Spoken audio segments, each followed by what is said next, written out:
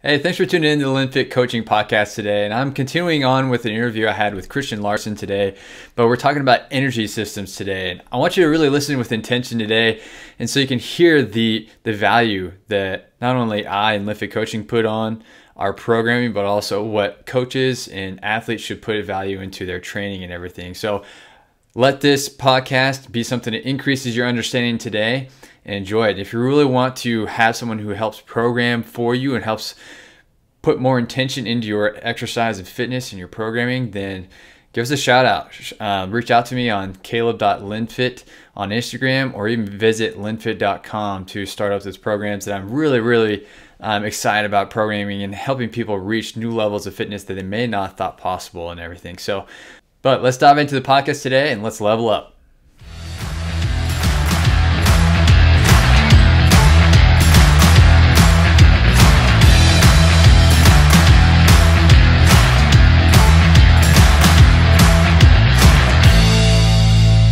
So now I want to attack energy systems. And so this is a fascinating topic. I think it's a topic that is thrown out there. Maybe it's a word that some people have heard, or a lot of people have heard, but like very few truly understand not just what it actually is, but also like how to develop it. Especially like, I think a lot of coaches are just sort of willy-nilly, like they only program what they did for themselves that worked for themselves, or they're just sort of doing whatever they feel like that day or week, instead of being really intentional about planning it out. So I want to attack this topic a little bit and really get a better understanding and kind of put it in terms that people can truly understand, whether they're a coach or an athlete. So first question for you about energy systems. And I just want to hear what you say. I mean, we can go back and forth on this because this is fun. We both have a lot of experience and also study in energy systems, but so it's an important topic in exercise science. So let's first just define, like, what are they and why should we care about energy systems? Okay. So I think you can dig really deep into these, but I also think you can have a very general understanding that will help influence your training. So the three energy path, there's different names for them, but the first energy pathway, also known as, if you read NSCA stuff, the lactic acid system. It's also called the phosphocreatine system. It's also called the creatine phosphate system, right? Yeah. So the first energy pathway, there's really two parts to it. There's stored ATP. So if you guys aren't biology people, ATP is our energy currency. So it's a molecule. You cut off the last phosphate group, you get mechanical work. So just think of it that way. All of our energy systems are designed to generate ATP. So they all have an end product of ATP for energy production. The first energy pathway is really two parts. It's stored ATP. So in your muscle, there's some stored ATP. It's super heavy though, so you can't store much of it. Just to give you an idea how good our bodies are at creating ATP, if you're listening to, let's say you listen to this podcast and a few more and you sit for an hour. Well, if your body kept all that stored ATP just in that hour while you're sitting and watching, you'd gain about 10 pounds. So ATP is super heavy. Yeah. If you did one fairly high intensity training session for an hour, you could gain up to 200 pounds if you stored all the ATP. So ATP is heavy, but it's necessary. That's how we get energy. So you have stored ATP, not very much of it for obvious reasons. Then you can store about 10 times more CP than ATP. So creatine phosphate, super popular ergogenic aid, right? Supplement, people take creatine. The whole goal is to store more CP in the cell so you can have more phosphate available to regenerate ATP. High energy system, and all of these are basically, you bias them by intensity, right? And anytime you want to jump in here, Caleb, to explain something a little bit better, how you want to explain it, do it. Yeah. So, I mean, like ATP, picture it as like the gasoline for your car. Your car has this combustion engine. It literally lights something on fire. And so like ATP is our gasoline for our body's engine. And that whenever that explosion happens to use that ATP, it busts off a phosphate. And that creatine phosphate, that CP, is just like an added bank of phosphate. So like after you burn that ATP, you got to add a phosphate from the creatine phosphate to remake that ATP to keep the cycle going for a short period of time while it's still there. Right. So that's it. And I love those explanations because it's just trying to put it in terms that we all understand. Right. Mm-hmm. And so there's their first energy pathway. Those two, second energy pathway is also called the lactic acid system. It's also called anaerobic glycolysis. But the main substrate for the second energy pathway is glucose or carbohydrate, right? And so you have stored glucose in the muscle called glycogen. You also have stored glucose in the liver. You use glycogen from the muscle first. At night, your brain likes sugar, so it'll use liver glycogen. So you're depleted at night from that source. Second energy pathway, relatively high intensity. So the first energy pathway, you're going to bias that by doing super fast sprints, really heavy, 1 RM, 2 RM type stuff, and explosive stuff. So snatches, cleans, not repetitive ones, right? So in CrossFit, we can do high volume cleans. That's more second energy pathway work because you extend that intensity out longer. But that really high level, basically, if you go, let's just picture yourself sprinting and you go all out. You don't let up at all. You just go as hard as you possibly can. It'll be about your ATP from your first energy pathway will only last about 10 seconds in that situation. And then sometimes people will say, well, I sprinted a whole mile. Well, no. You sprinted the first little bit and then you slow down to whatever jog your body made left. Then your body made you slow down because you get too acidic. So part of that process is when there's a lot of ATP being made quickly, you have a lot of hydrogen ion, which is acidic, and your body regulates pH really closely or else cells start dying. So you get a lot of acidity. So you start feeling that burn. Oh, big time. That's the burn. That's feeling the burn.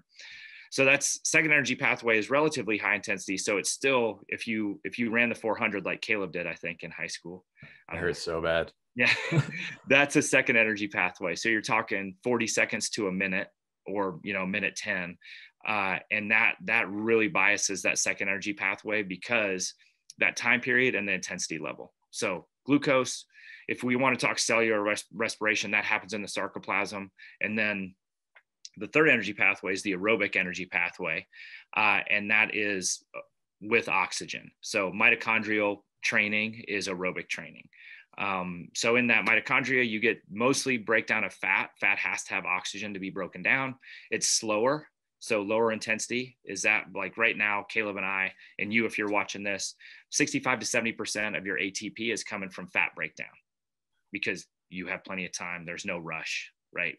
All three energy pathways are always being used, but you bias them with intensity.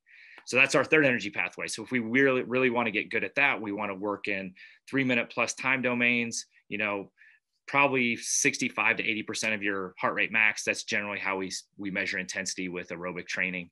But yeah, so there's your energy pathways. Yeah. So like, you mentioned like you bias towards intensity. And so like that can affect, like whatever kind of athlete you want to be or whatever kind of individual you want to be, that can affect, which energy system you should care more about. So like if you're a power lifter and you live for that, 1 rep max, then you might be hanging out in that first energy pathway pretty often. And maybe in training, you're tapping into the second one sometimes. Right. Because most of your sets are just these short bursts and you take significant rest to recover. But if you're in sort of a sport that has a lot of explosive efforts with rest in between, you might have a mix of the first two energy pathways that you're really biasing towards. And so you need to train that. And if you're in a very endurance-based sport, and that can be a mixture of a lot of things, where like many sports, competitive sports require a certain level of endurance, and they just have a certain number of explosive efforts, which can affect what training you do. So explosive effort, is just like, you got to be fast or jump or do something where you got to be athletic, like move faster than move quickly. Respond to it. Yep. So like, for example, soccer is a very endurance heavy sport, soccer or football. So football to the rest of the world. I'll say American football to consider that. So in football worldwide outside of America, they call it football. So Americans are weird. They call it soccer, but exactly. Anyways, soccer or football is really endurance based, but you have to sprint sometimes if you're near the ball. And so that's an explosive effort. So you have to tap into all energy systems. We might be predominantly in that third one quite a bit. So, and it might even be by position. Like with soccer, my youngest daughter is huge into soccer. My wife was a high level soccer athlete. And even if you go by positions in soccer, midfielders have to cover a lot more field than a forward. And so forwards have to attack really quickly and do a ton of sprinting. And so a lot of times in soccer, you'll see the forwards are the faster, more explosive athletes. The midfielders are kind of a mixture. And then defenders are taller, maybe not quite as fast, but taller, and can move as well. But that's their specific job. So it's really interesting if you go by sport as well. Yeah, fascinating. That means like even as a coach, like you really got to study each position of every sport to understand what their demands are, because your training program could look totally different for every position.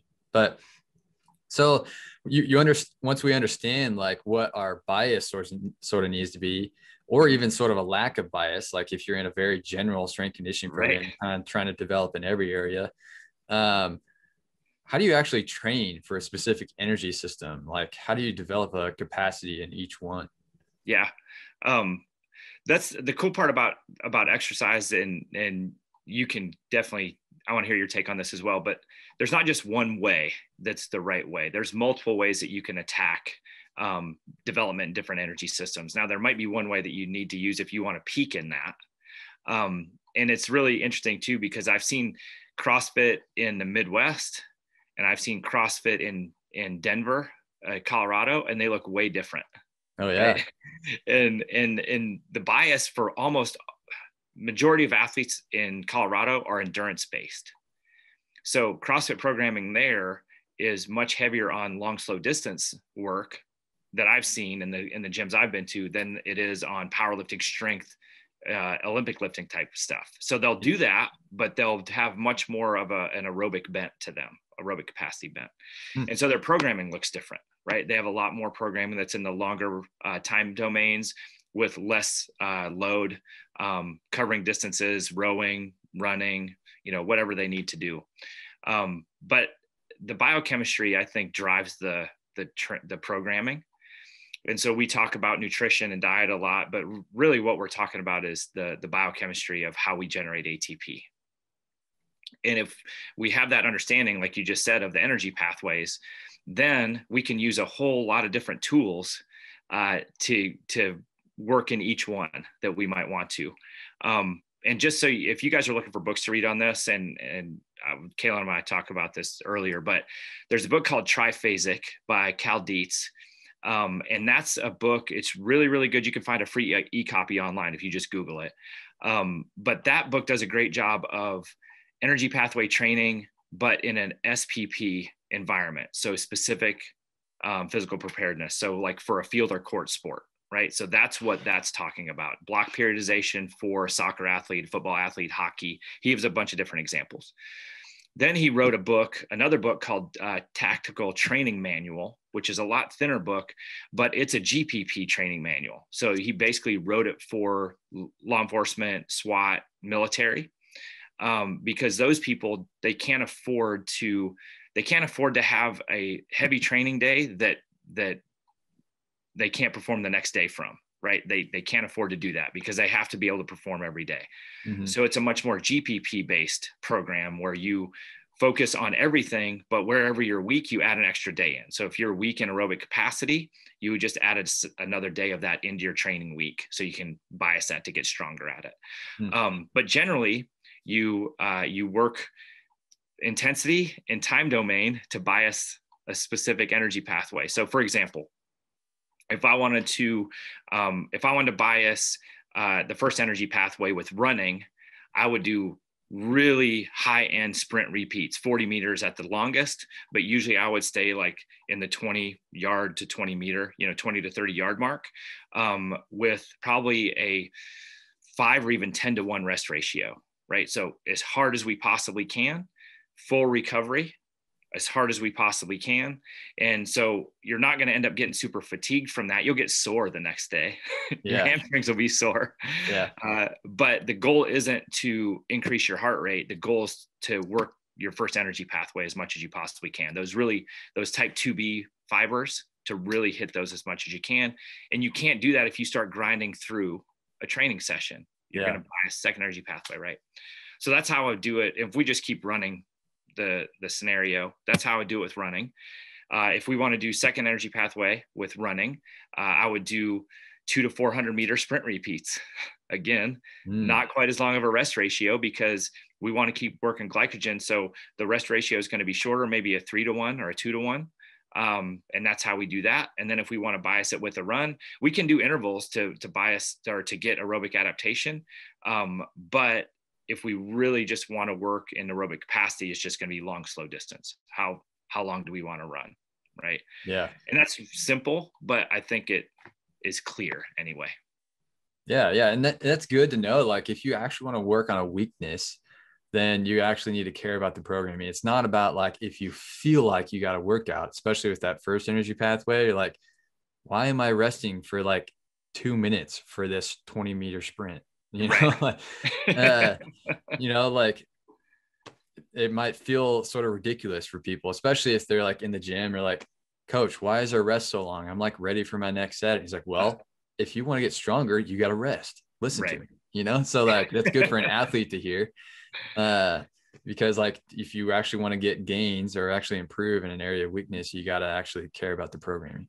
Oh man. And you nailed it. That is the biggest, and that's probably the biggest psychological factor that we run into, is that first energy pathway training, right? Whether it's doing, 10 sets of 2 at 90% with some places like Pavel, Strong First will even recommend like a 10-minute rest period to totally recover.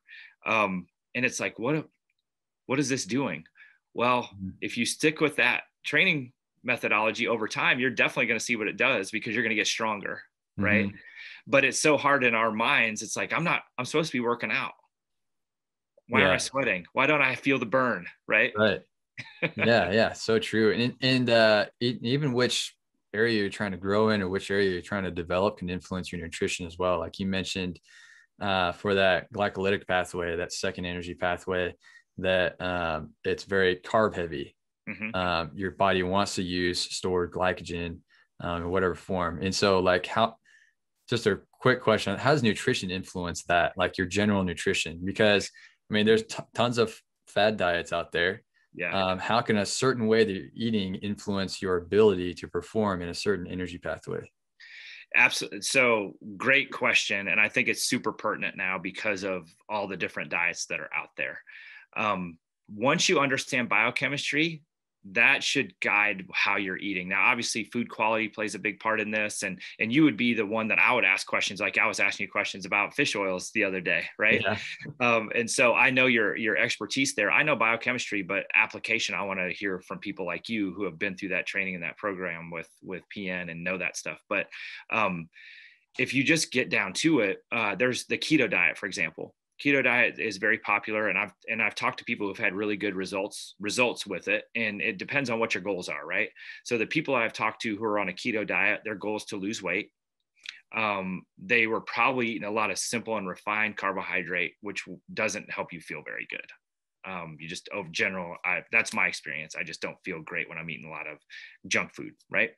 So they were probably eating that, and then they totally went away from carbohydrates and went to a very heavy fat and then protein diet, because I think it's like 80% fat if you're on a keto diet. Pretty high, 70% or higher. Yeah, very high. So, and the big thing, if you're out there and you're on one of these, make sure you get your blood done, because some people respond well to it, but there's some people whose triglyceride levels and cholesterol levels just skyrocket, and you don't want to be on a keto diet if that is what happens, because it's going to push you towards cardiovascular disease, and you don't want that to happen, right? So, but with the keto diet, let's say your body's responding well to a keto diet.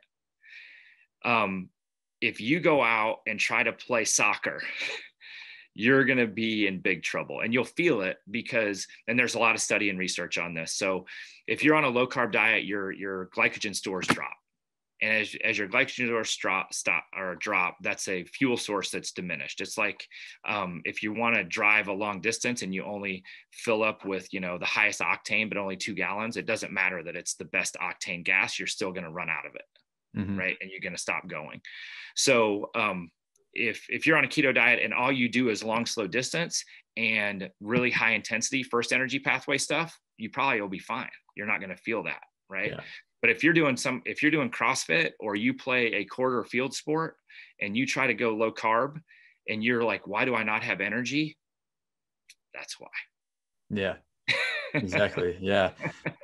And so like, that's really important to understand. Yeah. Like you extrapolate on that too, Caleb. I want to hear your take as well. Yeah. Just from experience, but also from like research that I've seen as well, like and truly endurance athletes have seen some benefit with sort of a lower carbohydrate intake, because you talk about this term of being fat adapted. Your body just gets more efficient at using fat as a primary energy source over carbohydrates.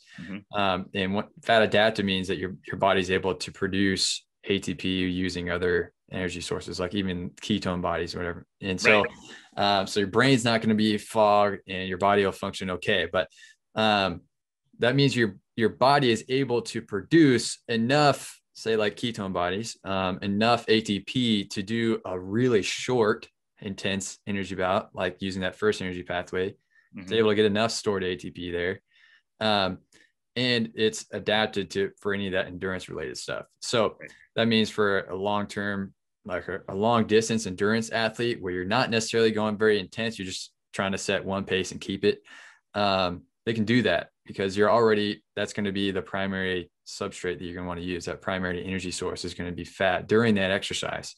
Right. But if it gets glycolytic at all, where you're in sort of that short range where it's like more than just, 10 seconds, right? And it's sort of just in that few minute range, or it's like in, like a CrossFit workout where it's like from, 3 to 20 minutes on typically, where it's like you have a lot of explosive efforts, that's getting super glycolytic. And so what's going to happen is like your energy is going to tank. You're going to struggle. You're not going to feel strong. And also from an injury risk perspective, when your glycolytic system gets fatigued, so does your position.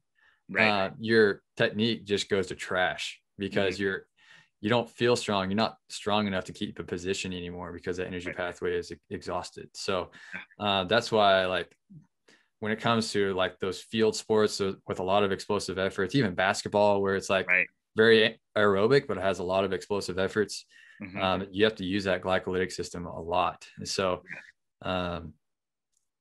that's to say, like, eat your carbs, find the right balance that works for you. It doesn't mean you have to eat a lot of carbs, but it's just find what is enough to fuel what fitness and energy you need to have. Right. And can I expand on that real quick? Sure. Yeah. Cause I actually have one of my classes listened to a podcast about this.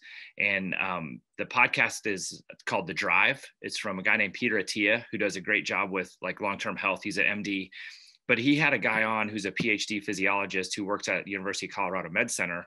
And his last name's San Milan. So if you're looking for that podcast, go to The Drive, just type in San Milan. It should pull it up.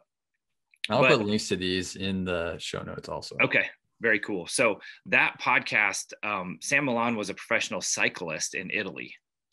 Or Spain. He's a European guy who's a professional cyclist, road cyclist, like on a bicycle. And then he stopped, he got into science and got his PhD. And now he does a ton of research on lactate and diabetes. So the super interesting part is, even though people who eat a high fat diet and get fat adapted, those people can get better in that aerobic pathway. But the best people in the world at the aerobic pathway are cyclists. They're basically, their mitochondria function perfectly because of the amount of work they have to do, right? Those athletes cannot be on keto diets or they fail. So even these super aerobic athletes, during a workout or training session, they'll eat those goo things that are just simple sugars. Just pure carbs. They'll just eat straight sugar, and they will eat between 1,500 and 2,000 grams of just straight sugar during a training session. Wow. And so that, like, if I did that, I'd be diabetic in a week. Yeah. Right. So, and so even though they're heavily working in that third energy pathway, they're still heavily carb dependent because it's a faster energy source. Right. So just keep that in mind. Also, if you're kind of on a low carb diet and you find yourself getting a lot of muscle soreness, there's some research out there that shows that, because that glycogen is stored within muscle cell and it brings water in. So it's thought that that helps recovery and from muscle soreness as well. So if you're on a super low carb diet and getting really sore, you might want to try to add some carbs as well. I think this kind of brings light to like why, I mean, low carb diets are not all bad themselves. You can definitely get results from them, but I think most dietitians and nutrition coaches would say that they're designed to be more temporary in nature rather than long-term. Yeah. So, but that's super interesting. But okay, so like back to the energy systems and stuff, like we could go on nutrition tangent like crazy, but let's say you're in a broad fitness program, like a functional fitness type program, any type of setup with CrossFit or another brand or anything like that. And you want to develop an area of weakness, but you're trying to maintain every area. Like you want to be fit in everything. So like whether it's a long distance aerobic type work or your intervals or gymnastics skills or weightlifting, how do you like program bias into that program? Yeah. So that's where that tactical manual, I would refer people to that, just if you want a really good read on it. But there's something called training residuals. So your aerobic pathway, basically it's energy pathway dependent, right? So strength has longer residuals than cardiorespiratory endurance because the response is more long-term. It's a neurological response where you recruit motor units and you build in motor pathways. So that lasts a long time. So that means you lose strength slower than you lose your cardiovascular ability. Yeah. Correct. All right. Yeah. So your strength gains will stay with you longer. Yeah. Right. Your cardiovascular ability, well, you probably have noticed this. Anybody who's on here trains, I'm sure, if you've been out of, any kind of conditioning type work for a few weeks and then you go back to it, you're like, oh my gosh, I feel terrible. So hard. Because you lose those adaptations a little bit quicker. Yeah. So you can kind of attack this from different ways. If you're in a GPP program, like CrossFit, and you're doing it 3 days a week, I would look at which 3 days you're doing because every gym programs differently. If I was just going to specifically program and I wanted to be broad in my application, but for example, I'm weak, right? Or I'm not as strong as I want to be, then I'm going to probably have a 3-day program, 1 cardiorespiratory endurance, 1 more work capacity. And when I say work capacity, that's second energy pathway. Right. So if I say a work capacity workout, it's more second energy pathway driven. And then a strength day, I'm going to add a strength day. Right. So I'm in my program, I'm going to go from a 3-day to a 4-day. And then I'm going to add an extra strength day in, likely right before my work capacity day, because right after your work capacity day, you have the most muscle breakdown. So you need the most recovery, right? So you need longer recovery time if you do a really high volume day. So that's how I program things. So if I'm trying to work on something specifically, I'll add an extra day. If you're super fit and I want your take on this after this, Caleb. But if you're super fit and your body can take more work, and you want to add an extra training session in, I wouldn't add it in. Like, for example, if you want to add a 2 training day or a 2 training session day in, right? You don't want to, if you want the absolute best results, you want to separate those training sessions by at least 4 to 5 hours. So you can get the maximum out of each one instead of trying to combine them, because then your body doesn't seem to adapt as well because you're throwing 2 different stimuli at it. Right.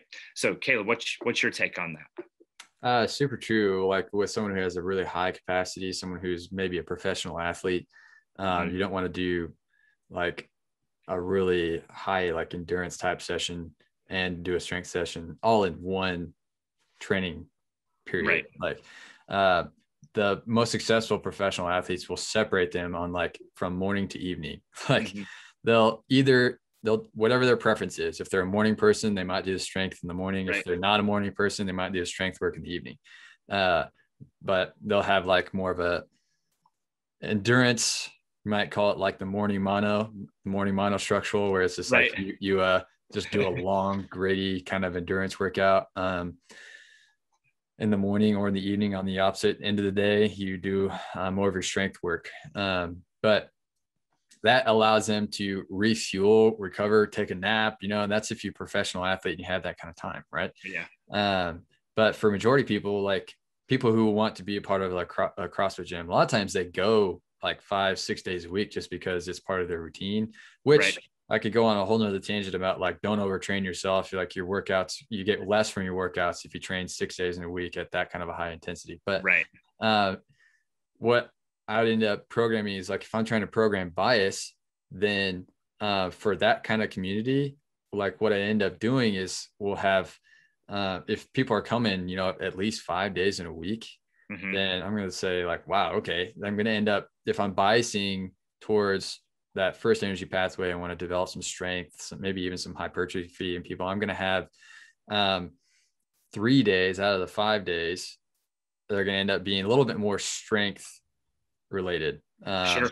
So you'd have, like, maybe we're following a periodized strength cycle, something to develop your strength in a specific area that I've noticed the entire community or something, or a specific athlete has if I'm doing a personal training. And you would, and everybody wants to feel like they got a workout, right? So we just have like a finisher, which is like 3 minutes long max. Right. So it's still sort of biasing more towards that short energy pathway, rather than totally like crushing their work capacity or making them super sore for several days. Right. So, and then, so the other 2 days, one would be more of an act, and I would put those, more heavy days, like bookended toward, or at least 3 days gap in between. That's definitely something that's more of a conjugate methods from Westside barbell. So, because that having at least 3 days gap gives your central nervous system a chance to recover. You're ready to actually hit it. That if you try to put them too close together, it's going to wreck you. You're going to end up hurting yourself. So, so the other 2 training days, I would have, one more work capacity day. Maybe that's a little bit towards the front end of the week, so you have a chance to recover for that second tough, heavy day. And then the other session is aerobic, but it's more designed as sort of like a active recovery day. We're just going to kind of move today. You'll feel like you got to work out, but I'm not breaking you. Right. And if it's more of an energy, like trying to build a work capacity, not as much strength or something, I might only have 2 heavy strength days an entire month. And we're working in those work capacity and those aerobic type workouts, doing a lot more skill work. Gotcha. And especially on the work capacity days, that second energy pathway, like I really want to do heavy skill work to make sure you're moving well. And the more endurance-based workouts going to be like just simple movements. I just want you to move a lot. Right. So, so that's kind of like how I end up biasing that in a workout. But I like just the simple concept of, like, if you want to develop a weakness, just put an extra day in there in a certain training week. And that can help someone plan a little bit. If they can see, like, if they're part of a gym that releases their workouts for the entire week, if you want to work on a certain weakness, then, like, you want to make sure you attend on these certain days where you're working on that weakness. Yep. Yeah. Super simple. What's the goal? Where do you want to get better? It's not just training, right? It's pretty much everything in life. You want to get better at something, you need to spend some more time on it. Yeah. Yeah. So, okay. I mean, kind of an opposite question with this is, like, if you don't bias at all, are you going to develop in any of those weaknesses? If you've been doing the same thing for a while and you're probably not going to, right? If you've been at the same gym for a while and you notice a weakness that stays a weakness, then it might not be everybody else's. It might be specific to you. There might be just some reason that you need, because everybody responds differently to training, right? That's the other thing. Just like with diet, everybody responds a little bit differently. Even when I was younger, I couldn't handle as much volume as other people. So I would have to take more rest days than some of my counterparts who I'd try to compete against, right? Because in CrossFit, okay, that's the person that I'm competing with. Let's go, let's get after it. And it makes it fun.